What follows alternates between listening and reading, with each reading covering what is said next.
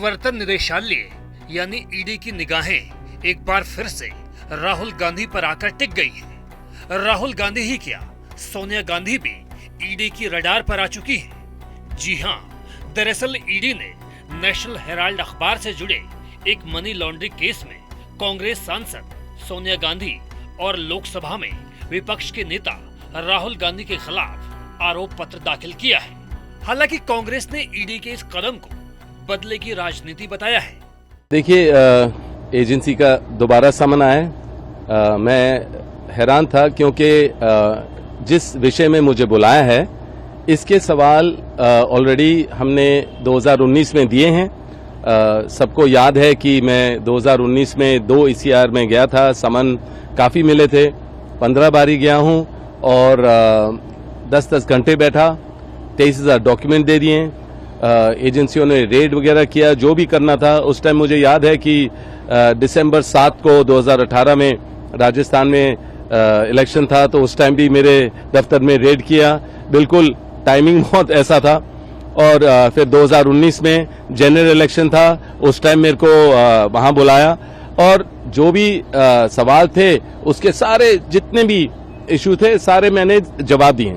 अब फिर से मुझे समन किया गया है और उसी विषय में जो मेरे को समझ नहीं है, 7 साल बाद है। मुझे पता है कि हर चीज स्पष्ट हो जाएगा, जितनी बारी भी भेजेंगे हर चीज स्पष्ट ऑलरेडी है, पर फिर भी मैं हर क्लियर तरीके से बोलता हूं।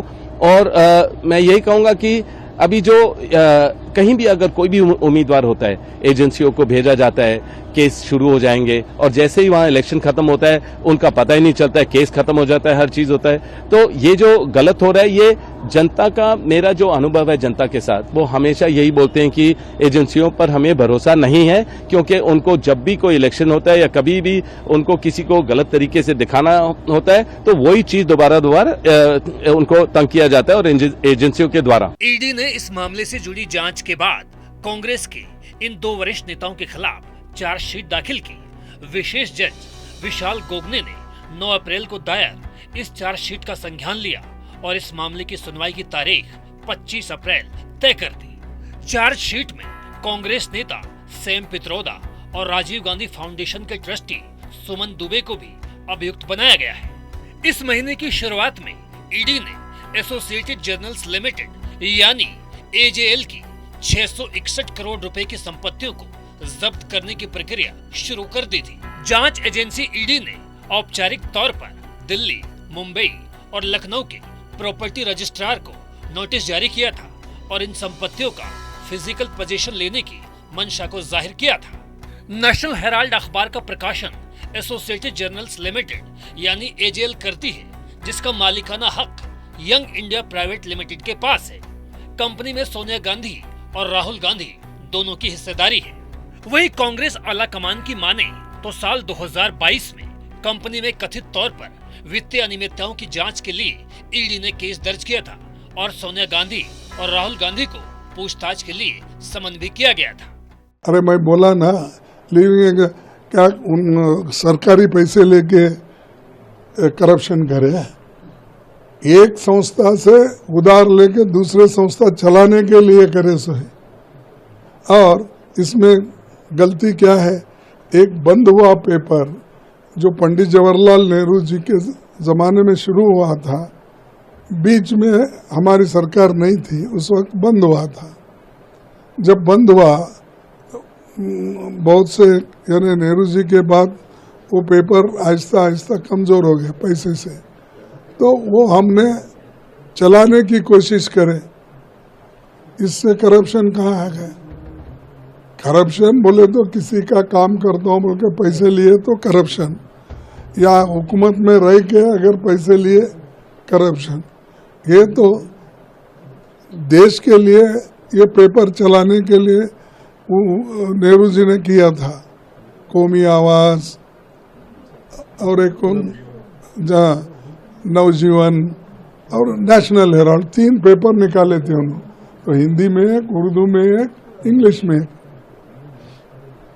अब उनका ऑर्गेनाइजर को, उनके जो बड़े बड़े संस्थाएं वो बन रहे, हर जगह इतने बड़े बन रहे हैं, इतना पैसा सिर्फ 8-9 साल में ही कहां से आ गया।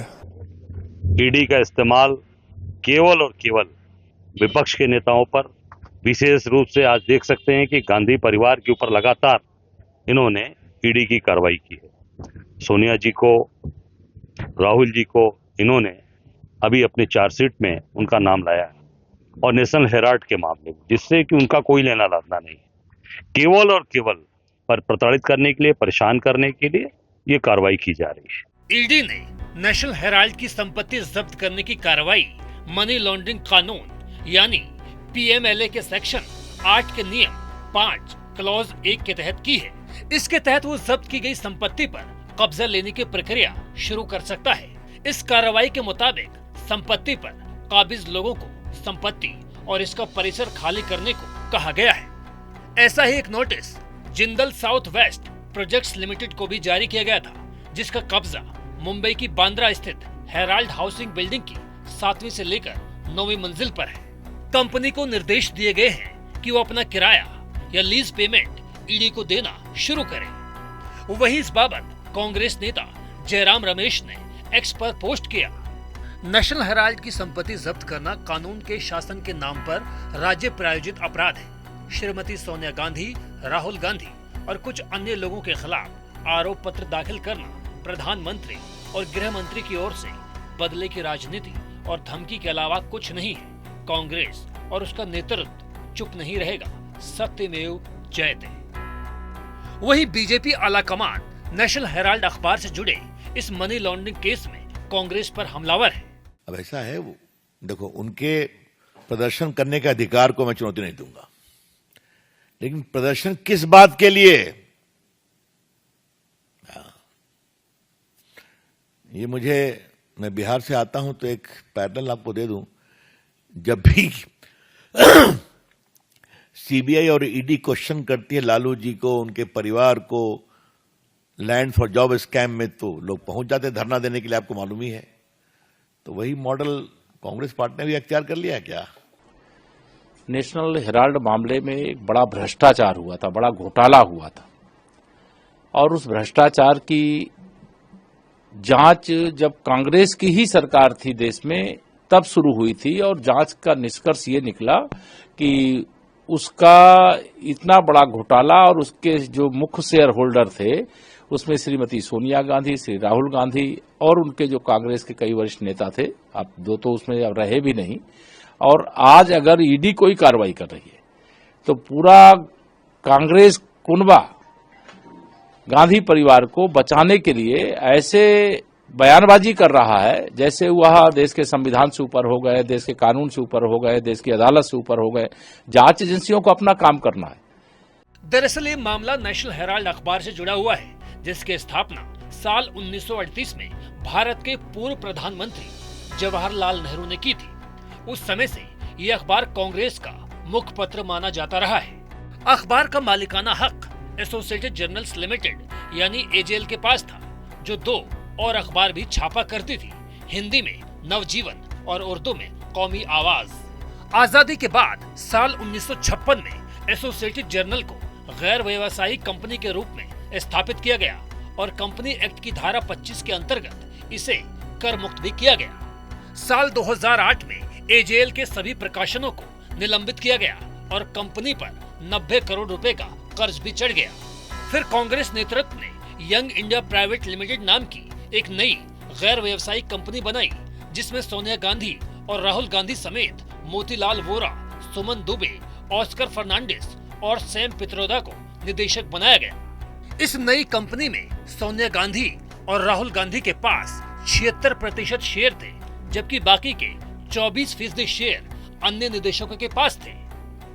कांग्रेस पार्टी ने इस कंपनी को 90 करोड़ रुपए बतौर ऋण भी दिया। बाद में इस कंपनी ने एजेएल का अधिग्रहण कर लिया। वहीं इस मामले को लेकर बीजेपी नेता सुब्रमण्यम स्वामी ने साल 2012 में एक याचिका दायर कर कांग्रेस के नेताओं पर धोखाधड़ी का आरोप लगाया। उन्होंने अपनी याचिका में कहा था, यंग इंडिया प्राइवेट लिमिटेड ने सिर्फ 50 लाख रुपयों में 90 करोड़ रुपए वसूलने का उपाय निकाला, जो नियमों के खिलाफ है। 50 लाख रुपए में नई कंपनी बनाकर एजेएल की 2000 करोड़ रुपए की संपत्ति को अपना बनाने की चाल चली गई। इस बाबत दिल्ली की एक अदालत ने इस मामले में 4 गवाहों के बयान दर्ज किए थे। 26 जून 2014 को अदालत ने सोनिया गांधी और राहुल गांधी समेत नई कंपनी में निदेशक बनाए गए सैम पित्रोदा, सुमन दुबे, ऑस्कर फर्नांडिस और मोतीलाल वोरा को पेश होने का समन भेजा था। अदालत ने यंग इंडिया प्राइवेट लिमिटेड के तमाम निदेशकों को 7 अगस्त 2014 को अपने सामने पेश होने का निर्देश भी दिया था। Bureau report, PTC news.